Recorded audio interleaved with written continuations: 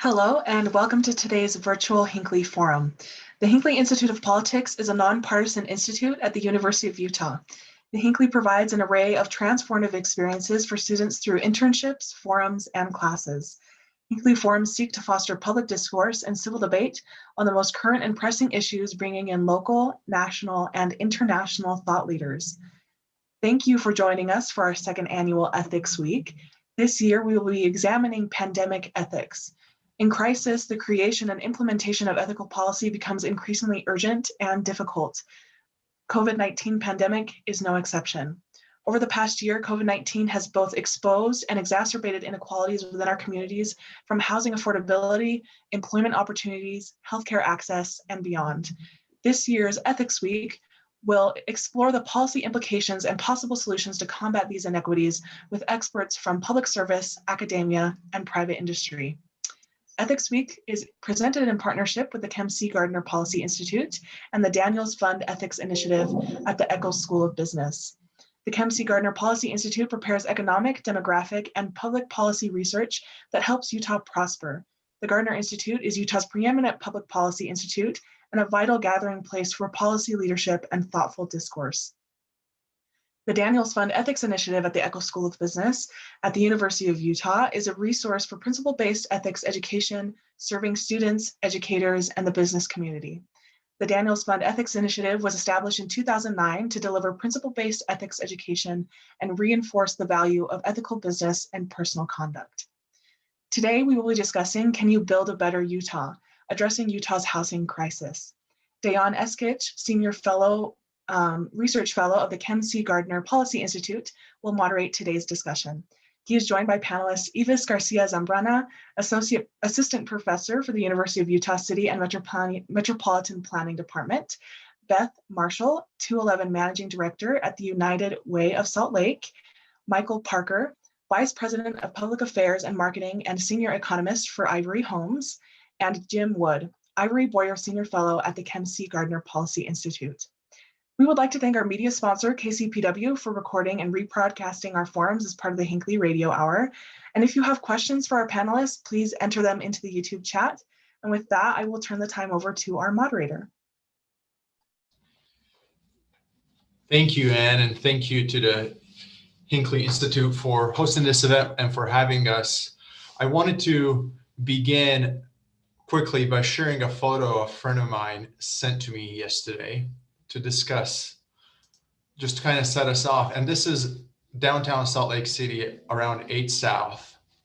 And we have a lot to unpack in this photo. I was trying to think how to kick this off, given the ethics side of things we often don't talk about in housing economics. You know, the word ethics is not a word I use every day. So I'm happy to have the opportunity to speak on ethics. But we look at this problem and it's such a multidimensional problem. First, we have new construction, bottoms up, cranes all over the skyline, a lot of activity happening. Right below that, we have, the issue of homelessness and those that are dealing with this issue more than anybody else.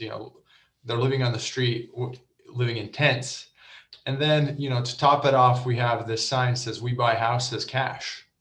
So it is such a challenging issue, and it's one that has so many dimensions to it that it's really hard to have one single policy, a silver bullet. So I'm happy to have this panel with us today where we can talk about this issue in further detail.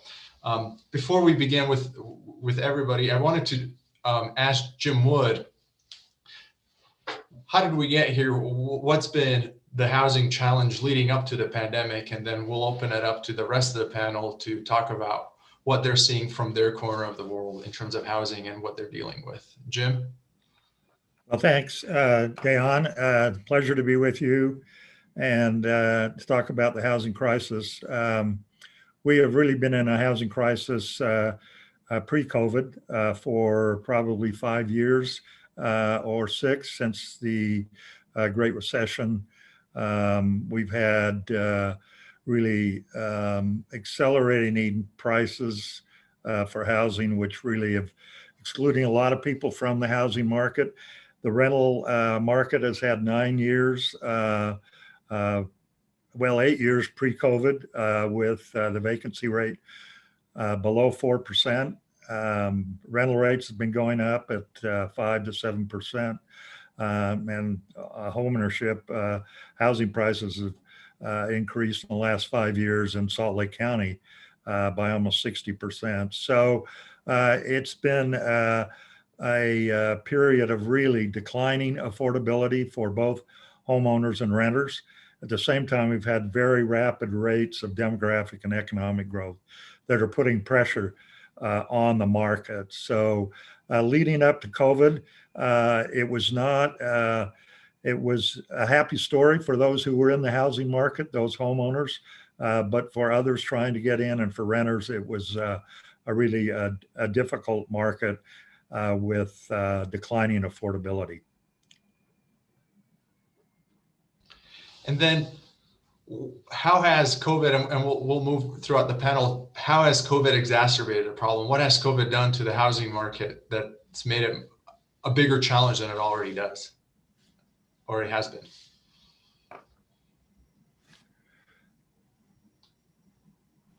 I'm happy to answer that question. Beth Marshall with Utah 211, which is a statewide health and human services information and referral. So anyone in the state of Utah can connect with us while they have basic needs and really try to identify how they can get those needs met from health or, again, human services. So I see and describe ourselves as being like that social barometer of needs. James made a great point. Already we can see within our data years before the pandemic, people in Utah were absolutely struggling around not only housing, because it's not in a vacuum, but primarily that is the first and foremost reason why people have been connecting with us, but then also with utilities and then with food and meals and so on and so forth. But with COVID and the pandemic that we are in, we've seen a couple of things that have occurred. The moratorium, and then also an increase of services. And so from a 211 perspective, it's been pretty remarkable to see a 35% increase from 2019 to 2020, where people are asking, even with the moratorium that is really preventing economic and health harm, for support around primarily rent payment assistance, being able to seek low income and subsidized rental housing, and then really being on the fringes, if not already moving into the network of the homeless shelters, if they are, going in that route, if it's not being with family and friends, and how can they? Sometimes with the restrictions of COVID, we can't be in the same space of where maybe where options were before.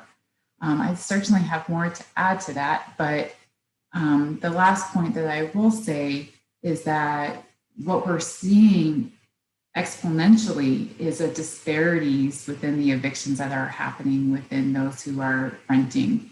We're seeing BIPOC or racial disparities within those rates. We're seeing a lot of these nuances that are coming from unmet housing needs within Davis, Salt Lake, Utah, and Weber counties, but that doesn't exclude our rural communities throughout the state of Utah as well. Interesting. So Evis, I was going to come over to you and have you share kind of your perspective on it. Yes, and I wanted to share like an anecdote, and it's like from myself actually. So I bought a house, and this was like in 2016 for $250, and I barely qualify for that home. And that's like as an assistant professor here at the University of Utah in the West Side in Rose Park. And then I sold that home because there was a crisis in my family and because of like hurricanes Maria. So I needed to help my family. And I sold the home, and then I left for Puerto Rico for 1 year. When I came back, I tried to buy again in the West Side, and that was like impossible at that time. So the home that I bought for $250 in 2 years, I actually like got an equity of like $60,000. Right now, that home is like $160,000 more. So it's like a huge amount compared to 2016. And people are looking west, and that is really affecting the Rose Park community, and also just like the whole west side, where we know that it's like 50% Latino. So a lot of people are buying cash. I actually got a cash offer, and sadly, I actually like accepted this because it is a matter of like at the end of the day, even if people send you love letters, which is what people are doing, they're sending love letters to saying like, I lived in this neighborhood and now when I grew up and now I cannot afford to live here, but you're going to go with the highest price that you can get as a homeowner, also like obviously to help yourself and your family. So, and also like people are offering cash, right? As you say, Dejan, showing that picture of like we buy homes as cash. So those are the people who are winning right now in the market. And that it will have like huge consequences for the Latino community, obviously, that are moving more and more and more west because people are looking into buy condos, which is what I did, or just moving west. So we will see like definitely a shift, just like moving even like into the future. And with COVID, what is happening is also the Latino community is being more impacted because they are like working more in the service sector. And we know that those are the jobs that are like mostly affected. Thank you, Ives. Michael, I want to ask you from a private point of view and a home builder's perspective, what has the COVID year looked like for the industry, and what are those challenges that you have dealt with and continue to deal with? Well, thank you, Dayan. And I think the picture you shared it does capture the moment that we have a vibrant new construction, all-time permits. We also have, tents on the streets, and we have dynamics in the market that Ivis spoke to that simply are pricing out the average Utahn in a real way, especially those in vulnerable situations that Beth sees through the 211 service. And thankfully, I think, over this past year, there's been a strong sentiment of strong rental assistance, which has put a cushion underneath what could have been a very dangerous situation.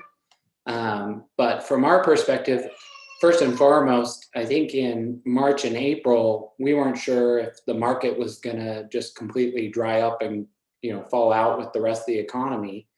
And so in many regards, the summer months were a surprise in terms of just the dynamics in the market. I think few people would have expected what has happened in the existing market around the inventory really dropping there. But as Jim's been talking about for several years, we've known there's a massive shortage in the market.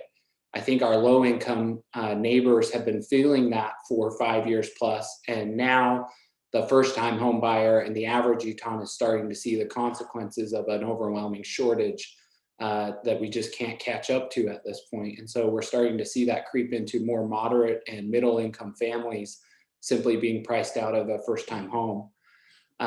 For us, a couple dynamics that are important for us to touch on. One is this demand piece. It's been, Utah has continued to grow through COVID. In many respects, all of our strengths have been accentuated.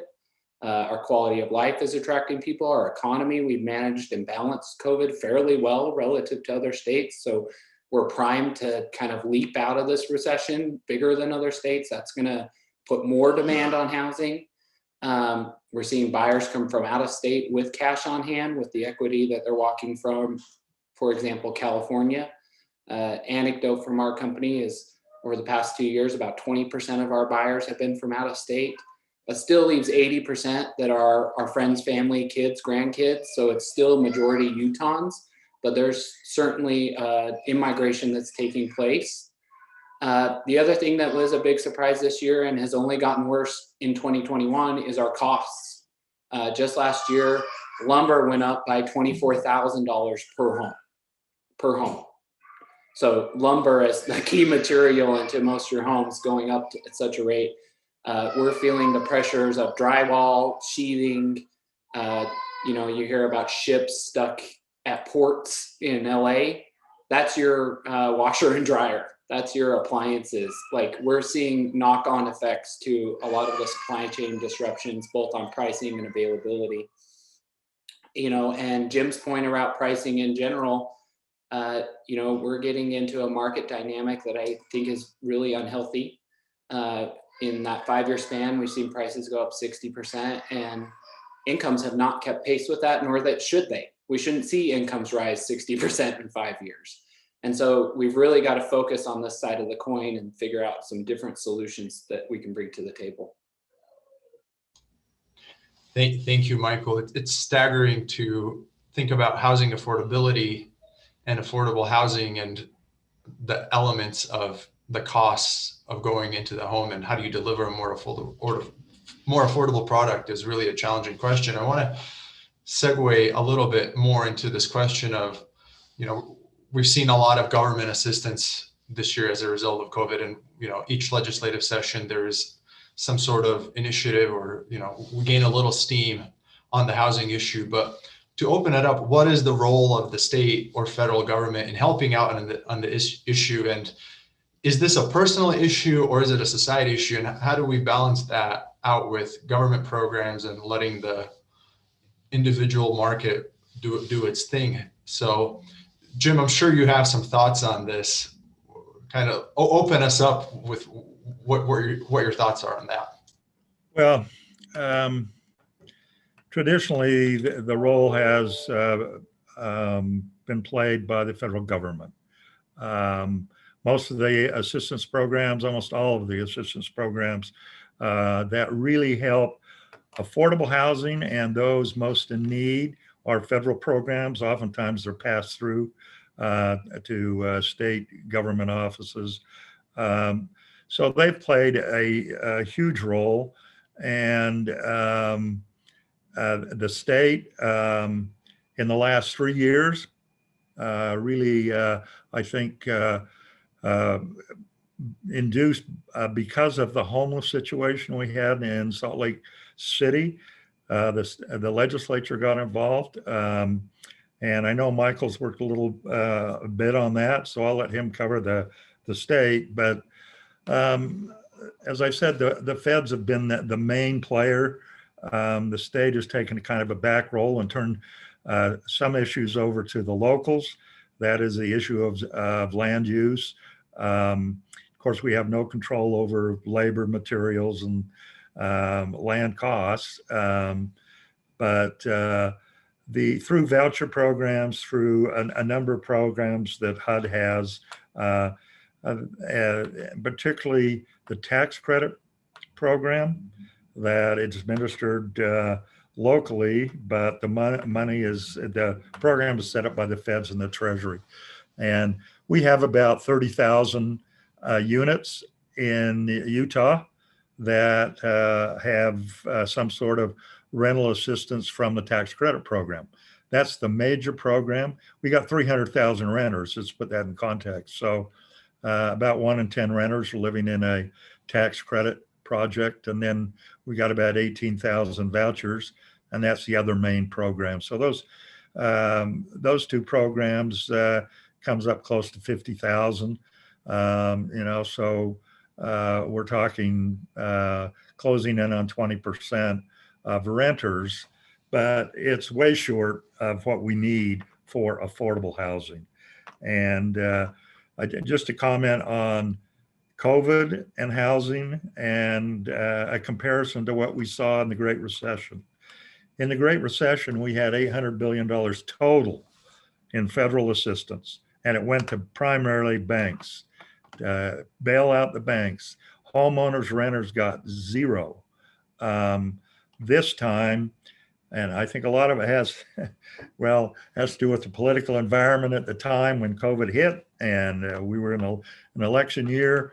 And so politicians always like to increase expenditures and funds during election year. It looks good for the campaign in November. But we got really just huge amounts of assistance from the federal government. And some of it's policy and some of it is a large part is funds. For example, Utah has received from the federal government and rental assistance since COVID began. First from the CARES Act, we got $20 million for rental assistance, which didn't go very far, but it was all used. And once landlords learned of that and they interacted with their tenants that were hard pressed and having trouble making rent, then the program stepped up and really accelerated. In the December round of the fiscal stimulus, the state got another $215 million for rental assistance, 10 times what we got in the CARES Act in March. And the $1.9 trillion just passed and signed. We're going to get another 200 plus million. So we're going to have over $400 million in rental assistance come to the state. That's a lot of money, really a lot of money, and it will cushion. Now, I think we can spend this. They're not going to release all the money at once. There's some hoops that cities and counties have to jump through, but it will allow for renters to pay back rent as well as future rent. So it's most of these programs address households who are at 80% or less of area median income. So Salt Lake County, for a family of four, you're talking about, $55,000 or so. But they're targeting really those who are suffering from housing cost burden in the assistance. So very different than what happened in the Great Recession. COVID indirectly has impacted housing prices, has impacted driving them up because of low interest rates. And it's caused, as I said earlier, declining affordability, I think. But we have and that photograph you led with is a beautiful example of the inequality. On one hand, you've got the homeless, the unsheltered homeless, and then you've got new construction and a reference, of course, to the housing market and that booming market. But anyway, COVID has had almost a reverse effect on the housing market in terms of new construction, but we're still way short, and it's not those, as always, those with higher incomes are doing better, and our affordable housing is still a crisis. We just don't have enough. And the main cause of that homelessness is we don't have enough housing. Yeah, it's an interesting case study, COVID and housing. So I'll move it over to Beth. Given the program you run and given this federal stimulus and headway we're making locally, tell us more about the importance of having that safety net and how you are anticipating this money will be used in the coming months. Absolutely. So I think that while the work of nonprofit, our service is being very complementary to the federal stimulus, but it's not without a public and private partnerships that are at the table too, and government that's available to be able to move forward with these endeavors. 211 team has been really thoughtful about how do we connect people to the resources to see them thrive. We all want Utahns to thrive. And when we see and hear messages or interactions coming through to us about people who are needing that rent payment assistance because their jobs have been in jeopardy, because they've missed work, they've been fired, because they've had COVID, they might not have an authentic rent application, and they're in a compromising situation of renting someone's RV, their living room, their garage, and people are okay with maneuvering in those spaces, I have to think about it's great to have these resources. The state just opened up a rent relief portal. There's a great application process that's available to renters and to homeowners that are renting those spaces. But when I'm interacting with people who are needing these particular services, one thing that's not crossing their minds is it's not necessarily a housing situation. It is also a legal situation, especially if they're being evicted. And they're not necessarily thinking about it in that respect, right? Crisis is happening. There's a lot of things on their minds. And what happens if they have children as well? So what jeopardy are the children being placed in? What is that lack of digital connection in addition to just a roof over their head, and how's that impacting their education and their overall basic needs of health and stability? So while I'm thinking about there's a great resource and all parties are at the table to really try to advance and do what we do well. We have industry in the state of Utah and we have great collaboration. And through that, I really feel like these stimulus and deferral programs are designed in a way that isn't intended to cause harm. But there are certainly people who are in the fabric of our communities that are absolutely essential and important that are not going to always, in the past, be able to receive this support. Now, this rent payment assistance that Jim had referred to, not only does it help with back payments and future payments with utilities, but also digital connections and whatnot. And so for me, it's a question of how do we advocate for a system change? I think that we need to be in contact with not only our representatives at a higher level, but even our city council members and thinking about our ordinances. We have mother-in-law apartments that might not be able to be rented that can help alleviate perhaps a homeless situation in crisis. We have other businesses that are looking to purchase hotels and motels and help lessen the burden of the homelessness crisis that we have not only in Salt Lake County, but in our state. I hope that answers your question, and I wasn't a politician and deviating from that specific question. No, that was a great response. Speaking on the preservation side, Michael, I'm going to turn it over to you and ask you just how important is the role with public-private partnerships, and tell us a little bit about this preservation initiative and why is it important and why do we even have to have it? I think it's great. Thanks, Dayon. And I think, Jim's research on this, to Beth's point, there's 53,000 Utahns living on the quote edge. They're one event away from being homeless. We can't simply build an emergency room big enough for something like that. That's a waste of resources. It's not smart. It's not ethical to stand at what we're talking about today. So number one, we should be thankful and applaud the level of federal support around rental assistance. That is, to Jim's point, a substantial difference from the last crisis to this one. And I think something that's already proven effective and will remain effective, both for the tenants and the landlords, to shore up that part of the economy to keep it from totally falling apart, number one.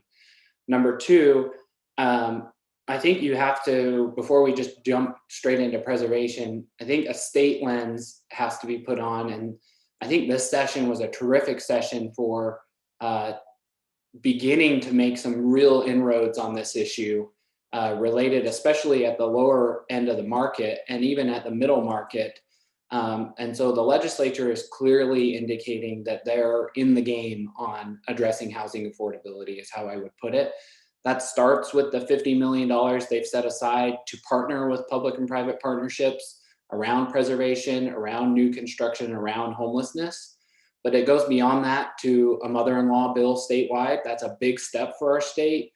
It's internal ADUs. It's not going to solve the whole thing, but it does open up another avenue for supply. And frankly, it's just good public policy, because it's going to bring a lot of units that are informally rented now into the light of day. And that's better for the tenants and it's better for the landlord. So like, it may not be the panacea for supply, but it's good public policy. So that was a good step from Representative Ray Ward, and he fought hard for that.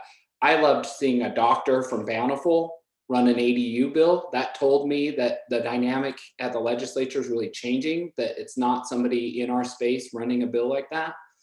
And the last piece I would just say is that partnership piece with the cities. Lots of cities are making an effort on this. I think sometimes mayors and cities become a scapegoat. I don't think that's a tone we should have in our community. I think we need to have a tone of we're all in on solutions. We're all in for wanting our kids and grandkids to have a safe place. We're all in that we see that picture at the beginning of this and find it unacceptable that that's Utah. I think we can all get to that place and then we can start unpacking solutions. But there is a potential and an existing dynamic of finger pointing that I don't think is helpful and doesn't move the ball. But to your last piece, kind of this bridge piece of public-private partnerships, the legislature did set aside $50 million for homelessness and housing. 10 million is going to new construction of affordable housing. That will lead to about 1,000 units, 1,500 new units. We need more. More is better. But if we don't stop the leaky bucket of existing affordable housing, and just in the next 5 years, we have about 2,500 units that will roll off the tax credit program. Those are highly advantageous market investments for some out-of-state funds to come in, get into those existing tax credit properties. And then when they roll off, jack the rents 2 or 3 times, put new countertops, put new paint, and kick out all the residents that were in there. So preservation has to be a core focus for our housing strategy right now. And I would just applaud again the legislature for stepping up with $25 million of seed equity that's going to get matched with equal amount of private donations and charitable contributions. $50 million roughly of social impact financing. So think foundations, Intermountain Healthcare is a key partner on this with us with their social determinants of health. So a whole new lens of who's a player in housing. That's a big deal there. And then community banks stepping up and saying, hey, we need to bring a competitive, right? They are for-profit institutions, but a competitive but philanthropic rate to a community cause to make sure we can leverage those initial dollars. So we think we can take that 25 million from the legislature, 25 million from the philanthropic community, and then the additional leverage I've described, and produce save, I should say, about 3,000 units in the next few years, which if we can sync that up with the tax credit properties is going to do a whole heck of a lot of good to put a net underneath that. So any new construction is actually additive to our supply, and then we have somewhere to go. The last point I just really want to make on the homeless piece is the $15 million they put towards that as part of this package is going to go into a whole new comprehensive budget process around homelessness, which I think is incredible, because right now we have, as the governor would say, 14 steering wheels on that issue on homelessness. That's one piece of the puzzle, governance. 2 is we're spending about $100 million a year on homelessness as a state. That's including pretty much all sources. So we're putting a lot of money into a very acute problem. And again, it's expensive to go to the emergency room for healthcare, right? If you just need a health check, for you to go to the emergency room is not the smartest decision you can make. But that's what we're forcing on this issue around homelessness. We're not very good at the prevention piece. We're not very good at taking people and getting them to Beth on 211 and getting them out of the resource centers, because the statistics on that are just terrible. You have a 1 in 3 chance pretty much returning to shelter within 30 to 90 days if you end up there. And so another piece of this has to be focused on keeping people in their homes with the rental assistance. And when we find somebody that becomes housing unstable, not getting them to the front door of the shelter. That's a bad dynamic to build into our system. We need to find alternative ways to help source them and get them into units that we're adding to the market right now. So there's a lot of great things going on. I think our community is really rallying around this problem. It's a complex one. Homelessness itself is beyond complex. Every individual in that situation, that picture you showed at the beginning, if you were to go knock on each tent, each one of those people probably has a different reason for how they got to where they are, and probably myriads of reasons why they got to where they are. So unpacking that, creating systemic change on something like that is very difficult, but I would say we're headed in the right direction. And as we feed up to the market, I think there's a healthy link being made between what's happening on the street and a first-time home buyer not being able to get into a home at the same time. I think those two narratives are merging, and they're good that they're merging. Great. And as researching this issue, I'm so excited that we have this program. I go back and forth with Jim, and he tells me about stories from the 80s that they tried something and it didn't work. So the fact that we got the ball rolling on this is pretty remarkable. Yves, I want to ask you, as being from the City and Metropolitan Planning Department, you deal with local zoning and issues with that. What can cities do at a local level and community leaders at a local level to, take this momentum we're making with some of our housing program and the funds we've have as a result of all this stimulus? What can we do on a local level to incentivize cities and help deal with NIMBYism to make sure that we're treating that aspect of equity, equality, and diversity with sincerity?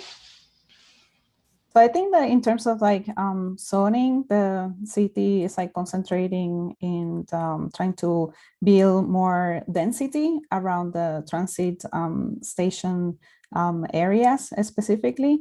And I think that in a way could reduce potentially the part of what you need to spend, right, between housing and transportation. At the same time, I think that a lot of the concentration have been in creating market rate housing, and with some housing could have affordability, but I think that the city could do better in terms of incentivizing more affordable housing in order to have a balance. And there's some policies that the city is doing, trying to incentivize mixed income, because we know that creates also more opportunities for people, as opposed to be low income individuals segregated in one place. But I think that one of the things that I have seen is the loans that are given. Sometimes they don't ensure that affordability goes beyond a particular point. So thinking about the reselling of buildings to make sure that you ensure that there's affordability, because what I have seen is that there's a building that is built, and then a few years later it's put for sale, or it's actually permanently for sale, which is kind of interesting dynamic. I don't know how pervasive that is.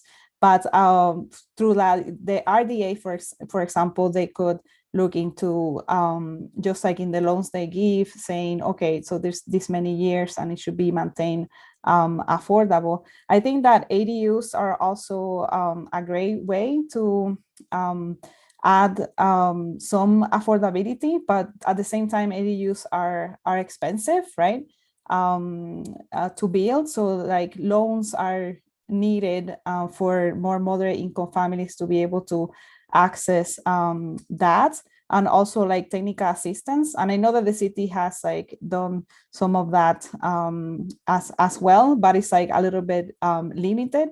Also in thinking about the permits that are given, so you need more of conditional uses if you're in certain parts of the city, and it seems to me that a lot of those parts in the city are in the west side or in central city, in places that are that might be lower income.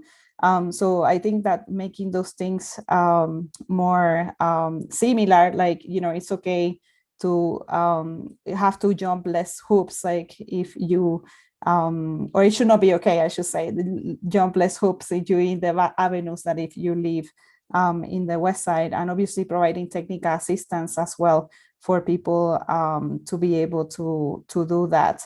And I think that, again, in general, more affordable housing and landlords that are more willing to accept people that might also have multiple evictions, because like I have done some work looking at the rapid rehousing program, which was like, it had a lot of vouchers after the recession, and then it kind of have less vouchers. So there is a challenge because there's a lot of families that are experiencing homelessness right now, and they have been experiencing homelessness for a while, and they're not getting that assistance. So hopefully kind of like maintaining that, as opposed to when the recession happened, that you have less vouchers available for people that needed them. That would be something that it'll be important, because what ends up happening is only the most vulnerable families are able to access those vouchers, and a lot of them are going to end up coming back to the shelter. Especially like when looking at leases. So looking at programs that do have like master leasing, it could be good, because what happens is that you don't know for how long your voucher is going to be, right? So you get a voucher for 3 months, but you have to sign a lease for a year. And that's problematic as well, because you can end up getting an eviction in your record, because there was no certainty of like for how long you will getting that voucher. And there's obviously issues with master leasing as well. But if we get like landlords that might be willing, or entities that, like the row home, for instance, they do have master leasing. So entities that will be able to do that, I think that will give like more opportunities for the family that is like placed there, without having to face a future eviction.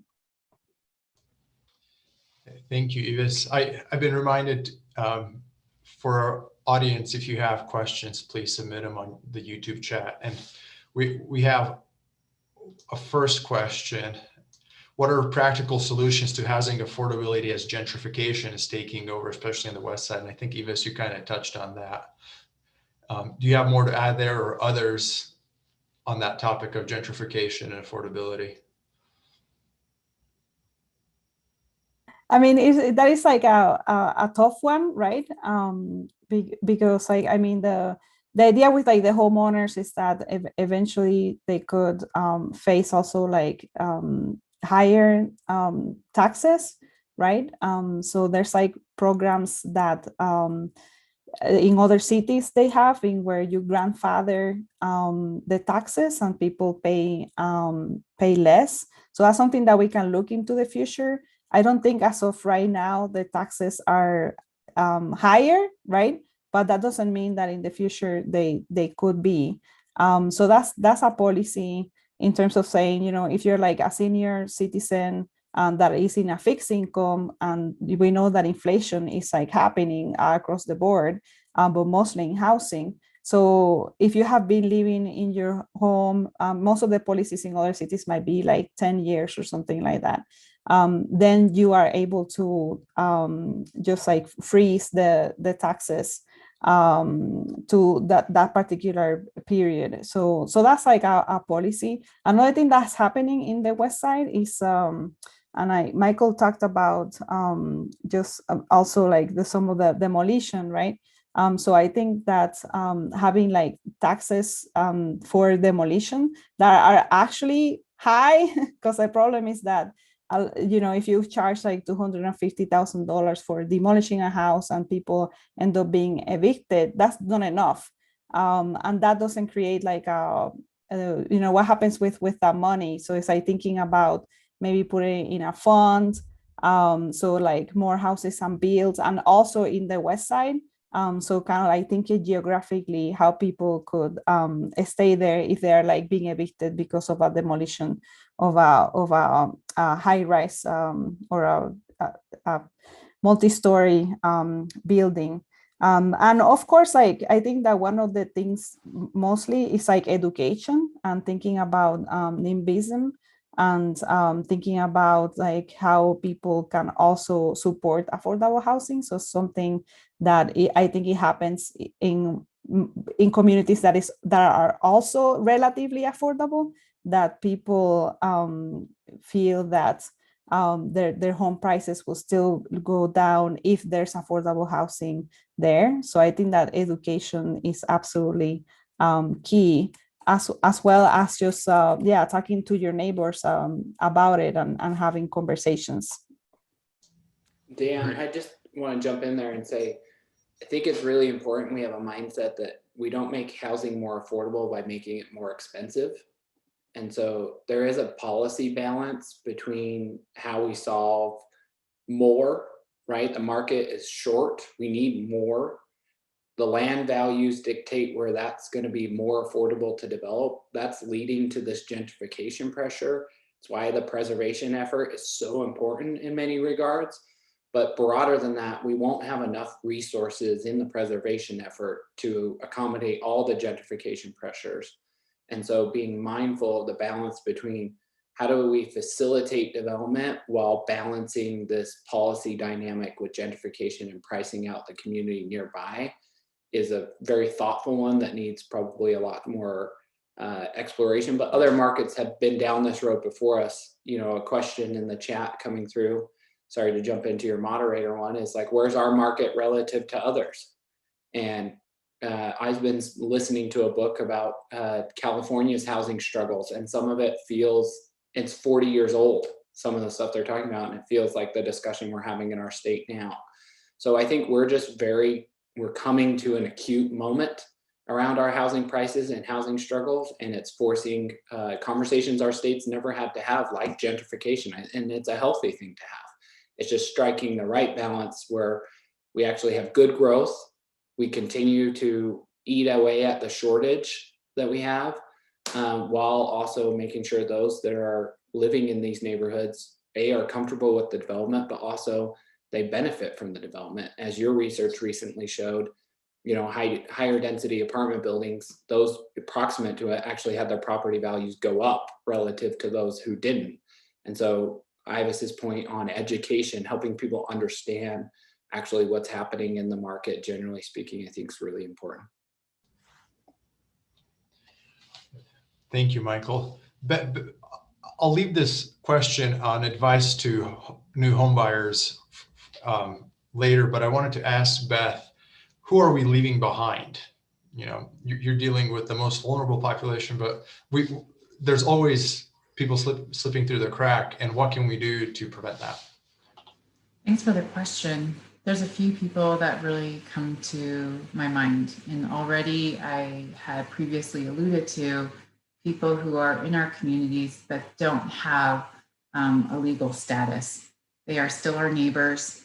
They are still attending our schools. They are part of our community, and we are definitely needing to be very mindful of, you know, their enrichment of our communities here.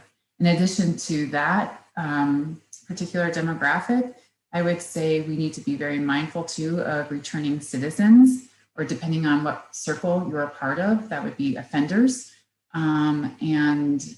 There's different philosophies and values around that, but one of their primary troubles post their time in corrections is finding housing and a job, right, at the same time.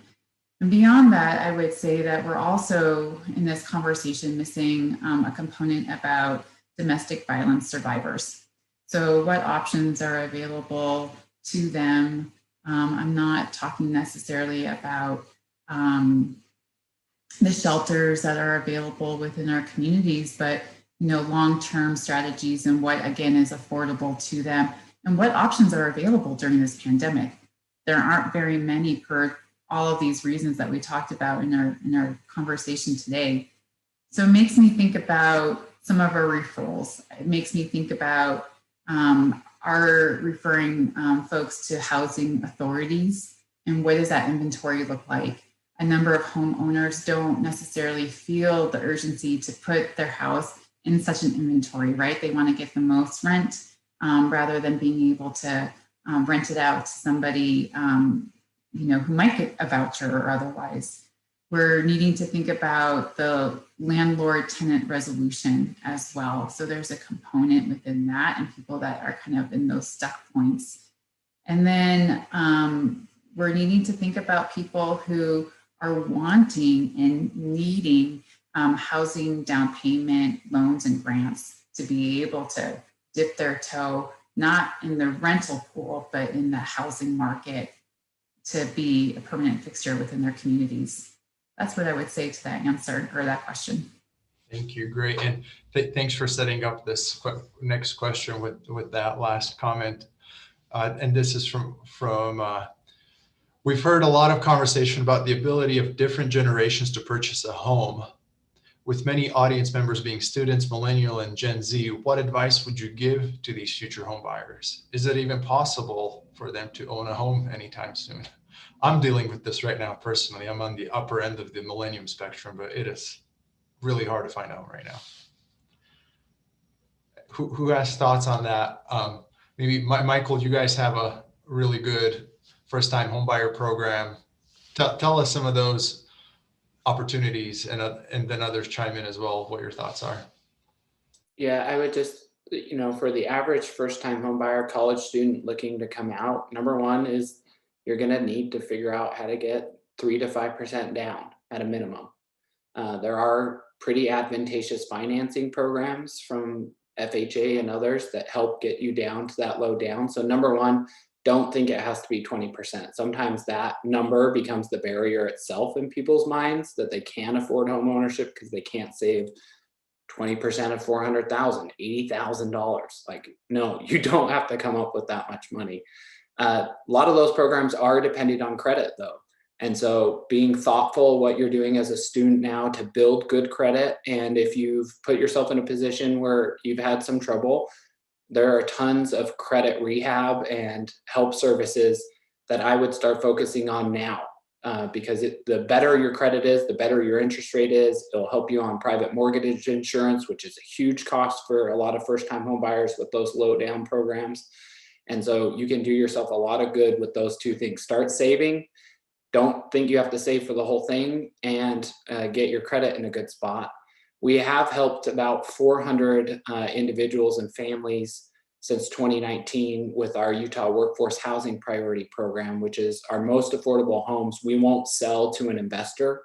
We only save those for teachers and firefighters and cops. And so we're pretty proud that just in 18, coming up on it's going to be about 2 years now, we're approaching our 400th sale in that program, which is a remarkable impact from the company side of things. The last thing I would just point you to is a really cool announcement in Ogden we made a few weeks ago with one of our winners at the Ivory Prize for Housing Affordability. This is out of our foundation arm. It's actually housed at the University of Utah. We're searching for the best ideas in the country to bring them home, but also to democratize them across the country. This program is called Landed. I won't take up too much of our remaining time on this, but just to tell you, they can come in alongside you with your down payment. They'll make a down payment with you essentially, get you into the home, and then you refinance them out in a few years. But that has great potential as a market solution instead of always looking to the feds or the state or local to solve this problem. There are market solutions, and that's one of them. Landed's one of them. For those that are looking in the Ogden-Weber world, if you're a school teacher in Ogden School District, you're eligible for that program. And so I'd point you to that. But it is tough right now. I think the market is going to balance out a little bit in terms of the rapid appreciation we've seen in the later part of this year as we see the vaccines take hold. I'm hopeful the existing market starts to pick up a little bit. That will bring some supply on. And, if we get some relief from these cost pressures on materials, labor, and everything else, that's going to help moderate things as well. But hopefully supply catches up a little bit at the tail end of this year. And the frenzy, I would call it a frenzy in the market right now for some, where we're seeing, thousands, tens of thousands of dollars over asking price, cash only offers. That's hard to compete with, as Dayan knows, as a first-time home buyer. It's hard to get in during that. So I'm hopeful by the tail end of this year, we see a calming in some of that behavior as supply catches up a little bit. Great. I will give, thank you, Michael. I will give some bad financial advice to the students on here. I bought my first condo with the remainders of my student loan balance for this semester. That was my 3%. So, be wise with how you spend that excess student loan money. Others, Jim, you had unmuted your mic when I asked that question about, advice to future home buyers. And do you have any thoughts on that, or talking about the housing market outlook in general as well, to add to anything, or others as well? Well, for future home buyers and the student audience, I know this is it's hard to say. Be patient in a market that is just exploding in prices, but probably going to have to rent for a while and follow Michael's very good advice on building your credit. And also, two incomes really helps. So that's important. And of course, education and jobs. But it is an unusual time. I don't know how this is going to play out. I wrote my first article on housing market in 1974 about a new concept in Utah called condominiums. So I've seen I've seen several cycles. I've never seen anything like this. We've never had a market like the last 6 months. I just ran the numbers this morning, Dayan, on the Wasatch Front, the 4 counties, first 2 months of the year. January and February prices were up 17% for single family, 12% for condos, and most troublesome of all is the days on market went from 36 days in 2020 to 6 days in 2021. So this won't go on. Something will, the Fed right now, they're meeting tomorrow, and it looks like probably 2023, they're not going to be specific tomorrow, but rates will sneak up a bit. But in the meantime, just build credit, build your savings, and your income. I think that's pretty good advice. Thank you, Jim. We have only a few minutes left. This was a little bit of a somber and depressing topic. Let's leave it on a positive note. What's something in housing that gives you hope, that gives you, excitement that we're doing the right thing? Let's just go around. Evis, give us a positive outlook. Well, this is going to be very general, but I think that when there's like moments of crisis, we tend to be inventive, right? And look into innovation and look into what other places are doing. So like any other crisis, it could be also an opportunity. Good, thank you. Beth, how about from your end of the world? I have to believe that the greatest minds are collaborating together, and that the spirit of Utahns, where we love kind of competition and trying to be the shining star of our United States, will come up with some really great solutions that other places will model after.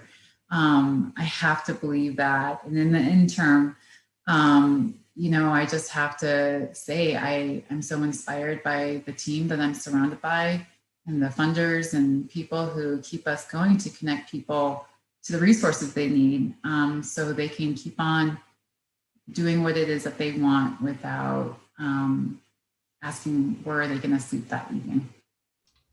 Great, thank you. And then let's go to Michael, and then Jim will bring us to the curtain. I think a positive note is you can be part of the solution if you're listening, and especially if you're a student. Don't think that you showing up to a city council meeting, you don't live in that city, and you speaking in favor of a project or a development, or just in general saying, please make a space for me, is wrong. I think that's a big thing that needs to shift, is that You, the future homeowners, the future renters, need to be part of the solution and encouraging our community to do exactly what Beth said, which is at the top of the spectrum, there's a lot of political support and people get that this is a problem, we're working on it. But we've got to work our way into your friends and neighbors, your parents' neighbors, and city councils across the state to make sure that there's broad acknowledgement of it. But again, not in a spiteful way that somebody's done something wrong, but in the spirit of collaboration that we all want to be able to afford to call Utah home for a long time. Bring us home, Jim. Well, our housing prices and the acceleration really is due to our success as a state in economic growth and also demographic growth. But the increase in prices has brought in the legislature, which is really important. And the state is playing a larger role in the housing market. The feds are too. I think that's really positive. And the Biden administration looks like it's going to do some really interesting things for housing. So those are very positive. And prices going up like they have will induce innovation. And Michael knows about this and the Ivory innovation efforts. There will be innovations that will hold down the cost, and technology, they'll hold down the cost of housing. That's going to be, I think, a really positive outcome over the next few years. We'll see some really interesting and cost-saving innovations in construction. And that's where we do have some leverage, and we have an opportunity to intervene. So yeah, so have hope. You'll get there, Dan. Great. Well, thank you to our panelists and to the Hinckley Institute for hosting us today, and to the David Eckel School of Business Annual Funds Initiative for their collaboration in this. And thank you for letting me moderate and bring light to this important topic. And don't be a stranger. Email me, email us, or let us know if you have any questions. Have a great day, everyone. Thank you all very much. Thank you.